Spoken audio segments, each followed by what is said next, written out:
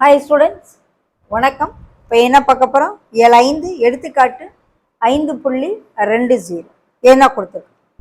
ஏங்கிற புள்ளி 6 - 1, பிங்கிற புள்ளி 8 3 மற்றும் சிங்கிற புள்ளி 10 - 5 ஆகியவற்றை முனைப்புள்ளிகளாக கொண்ட முக்கோணத்தின் நடுக்கோட்டு மையம் கண்டு.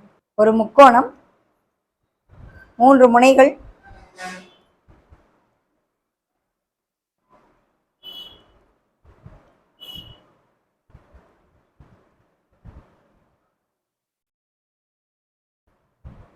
முனைகளுடைய நடுக்கோட்டு மையங்கள் நடுப்புள்ளிகள்லாம் இதனுடைய நடுப்புள்ளி D, E,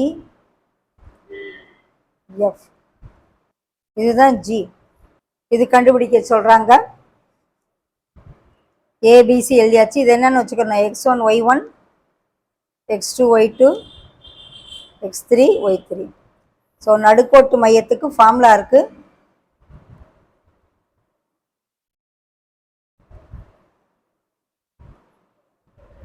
G x1 plus x2 plus x3 by 3,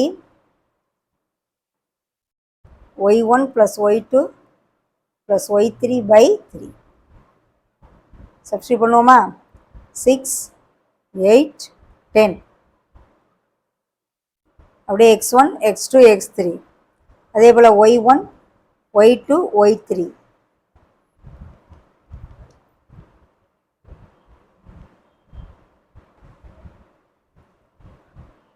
-6 24, -6 + 3 -3. So 8, -1 தான் நடுக்கோட்டு மையம். ஓகே, இந்த முக்கோணத்துக்கான நடுக்கோட்டு மையம் 8, -1.